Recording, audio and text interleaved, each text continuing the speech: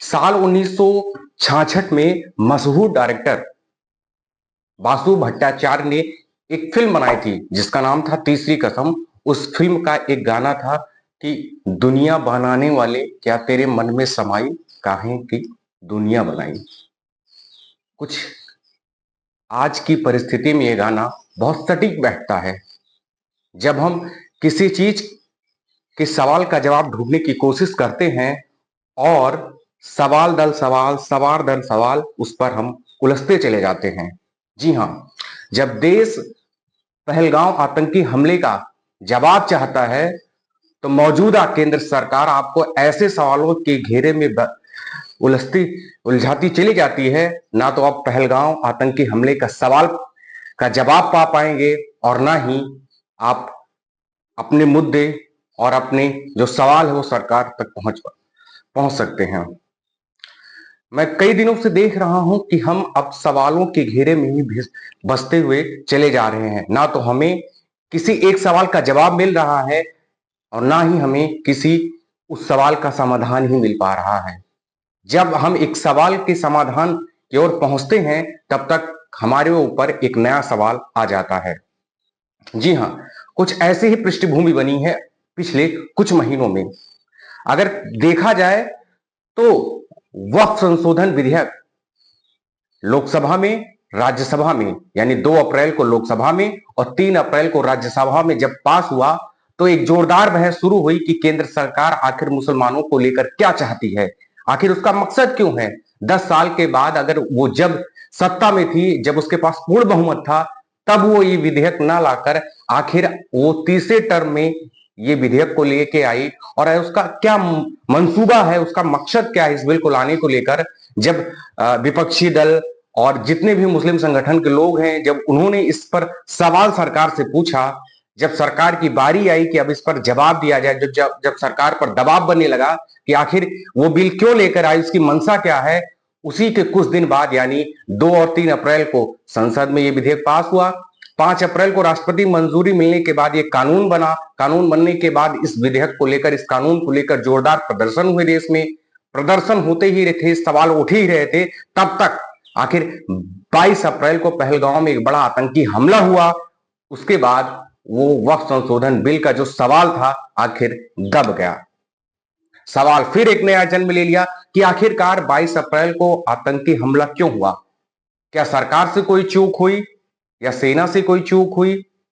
आखिर इतना बड़ा आतंकी हमला क्यों हुआ? 27 लोग मारे गए, कुछ लोग जख्मी हुए और एक हफ्ता होने को है, एक हफ्ते से ज्यादा समय अब बीत गया है। आखिर एक आम आदमी, जो एक किसान है, जो एक मजदूर है, जो एक ऑटो चालक है, वो चाहता है कि आखिर सरकार ने पाकिस्तान के खिलाफ क्या किया। तमाम बैठकें हुई, हाई लेवल मीटिंग हुई, लेकिन उससे आम जनता को क्या मिलता, आम जनता को क्या समझ में आता है? आम जनता तो यही समझती है कि अगर आपके गाल पे किसी ने एक थप्पड़ मारा है तो आप उसका जवाब किस तरह से दोगे। लेकिन अभी तक सरकार ने यह रुख साफ नहीं किया है कि आखिर हम पाकिस्तान के खिलाफ क्या करेंगे, कैसे करेंगे और उसका बदला कब लिया जाएगा। क्या केवल पानी रोकने से, हवा पानी रोकने से अगर पाकिस्तान को सबक मिलता है तो क्या वाकई में पाकिस्तान का पानी रुक गया, कि केवल आदेश देने से मात्र ही ये सारी चीजें सही हो गई? अभी पहलगाम आतंकी हमले के सवाल गूंज ही रहे थे, लोग इसका जवाब चाह रहे थे आखिर सरकार क्या चाहती है, कब एक्शन लेगी, कब कड़ा एक्शन लेगी। लेकिन इसी बीच एक नया सवाल और आ गया। कल कैबिनेट मीटिंग में यह फैसला लिया गया कि देश में अब जातिगत जनगणना कराई जाएगी।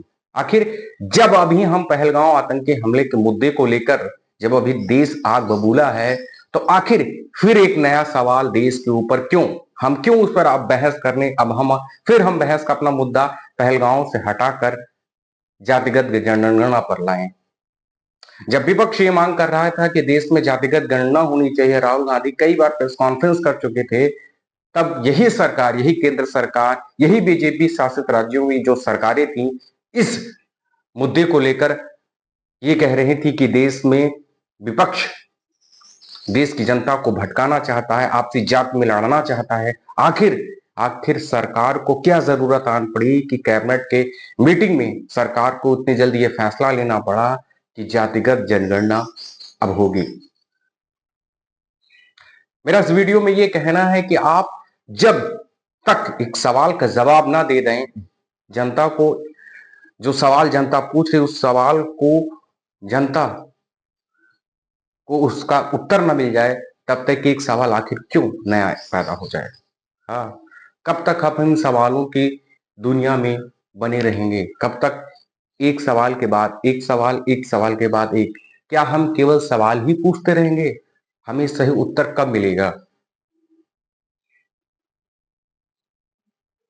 ये वीडियो बहुत लोगों को बुरा लगेगा, क्योंकि सवाल मैं भी पूछा हूं। मुझे भी उम्मीद है कि क्या मेरे पूछे गए सवाल का उत्तर मिलेगा, या फिर मैं फिर किसी नए वीडियो में एक फिर नए सवाल के साथ आपसे फिर सवाल करता रहूंगा, और उत्तर कब मिलेगा इसको लेकर भी एक सवाल बना रहेगा।